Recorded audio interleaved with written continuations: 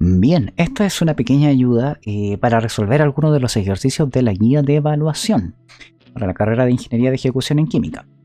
En general, cuando vamos a analizar en estas dos diapositivas el cómo desarrollamos o cómo entendemos la quiralidad. En general, cuando nosotros tengamos dudas respecto a si una molécula es quiral, ¿ya? Nosotros podemos analizar varios aspectos en particular. Primero, podríamos buscar carbonos, ¿ya? Carbonos que tengan 4 sustituyentes distintos. Cuando nosotros estamos en presencia de un carbono que tiene 4 sustituyentes distintos, estaríamos en la presencia de un carbono quiral, ¿ya? Pero esto va a ser válido siempre y cuando tengamos un solo carbono. Entonces vamos a poner un solo carbono. Generalmente cuando tenemos un solo carbono, esto se aplica. Otro aspecto que nosotros podemos utilizar para esto es buscar planos de simetría. Si nosotros buscamos planos de simetría y encontramos que la molécula no tiene ninguno, diríamos que la molécula es quiral. Por otra parte, también podemos dibujar la imagen especular. Con ello nosotros podríamos tratar de establecer si la imagen especular es el reflejo y es superponible o no dentro de la misma molécula. Por ejemplo, veamos un caso. Voy a poner acá una situación. Si ustedes se dan cuenta, en esta situación, fíjense que acá tenemos un solo carbono, el cual presenta 4 sustituyentes distintos. Tiene un grupo hidroxilo, tiene un grupo metilo, un átomo de cloro y un grupo amino.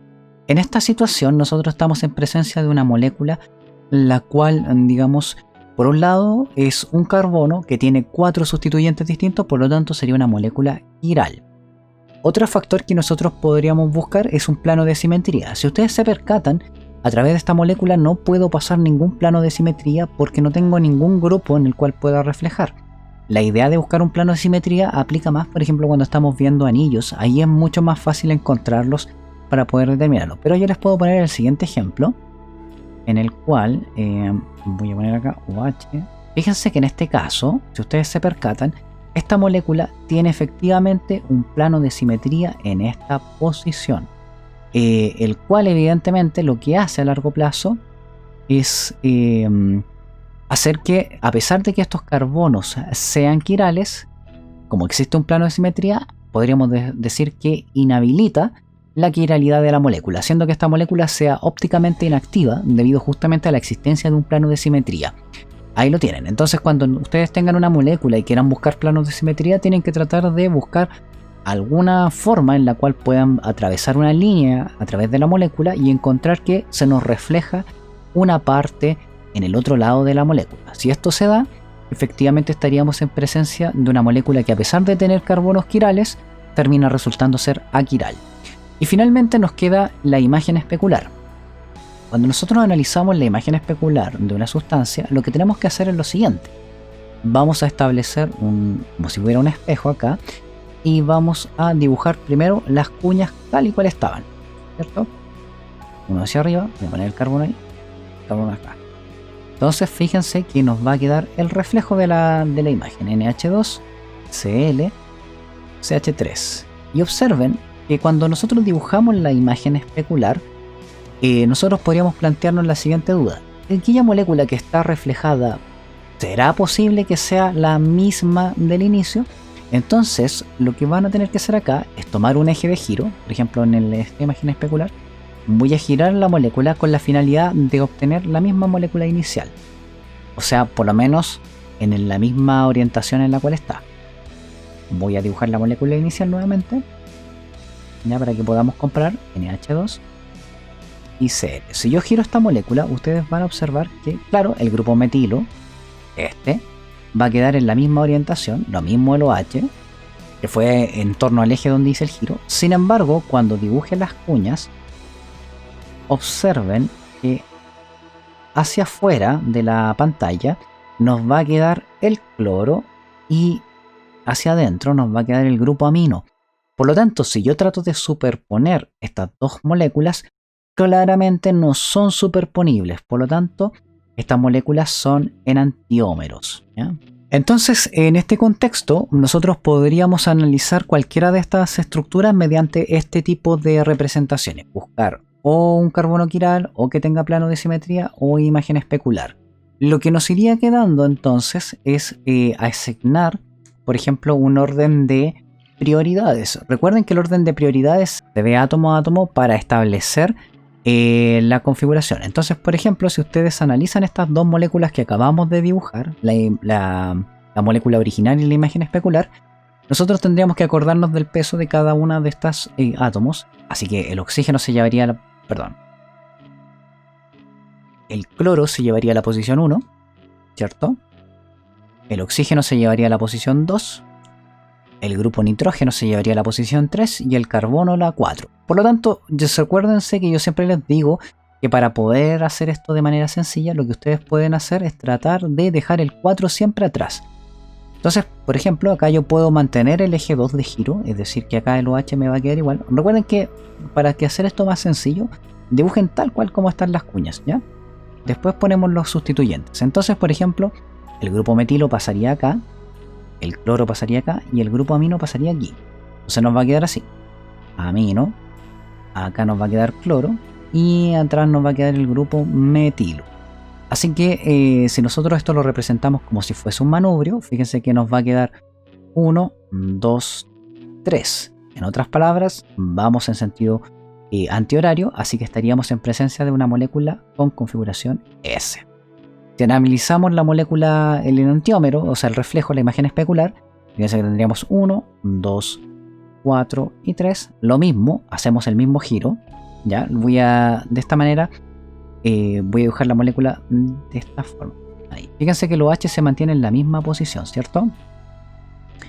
Y ahora el grupo nitro, o sea amino, va a pasar para acá, el grupo metilo para acá y el cloro hacia acá. Entonces el metilo queda atrás, el grupo cloro queda acá, el átomo de cloro, y el grupo amino queda en esta posición. Y observen que en este caso yo voy a quedar con 1, 2, 3. Por lo tanto, si yo dibujo esto como si fuese un manubrio, me quedaría 1, 2, 3. Y si lo observamos, esto sería claramente el enantiómero R. ¿Ya? De esa manera pueden determinar las configuraciones de manera sencilla. Otra cosa que nos va quedando, que son los planos de simetría. Recuerden que cuando nosotros analicemos un ciclo, tienen que tener mucho cuidado. ¿Por qué motivo? Porque acá es súper fácil que de repente nosotros localicemos, por ejemplo, una sustancia la cual es quiral, tenga carbonos quirales, pero al final sea una molécula totalmente aquiral. Por ejemplo, vamos a poner este caso. ¿Ya? Si tuviéramos este caso, imagínense que acá, claramente, si ustedes se percatan, hay un plano de simetría, ¿cierto? Esto hace que esta molécula que parece ser quiral, con cada uno de estos carbonos quirales, termine no siéndolo porque existe un plano de simetría. Por otra parte, esta situación también la podemos ver, por ejemplo, como yo les había dibujado en el caso de una molécula de este estilo, ya donde acá vamos a tener carbonos, CH2, OH, y por ejemplo acá ponemos OH, OH, H y H. Claramente aquí existe un plano de simetría que hace que la molécula, a pesar de tener carbonos que son de características quirales porque tienen 4 sustituyentes distintos, terminen no siéndolo. ¿Ya? Ahora bien, les cuento una cosa más. Por ejemplo, para, digamos, ir finalizando con esta mini resumen de enantiomería. Recuerden que, por ejemplo, cuando nosotros tenemos esta situación, ¿ya? Es un hidrógeno todo esto. Poner acá un aldehído, un carbono, otro carbono. Voy a poner acá OH, OH. Ya, por ejemplo, acá, y yo les dibujara ahora esta molécula. Observen que en esta situación,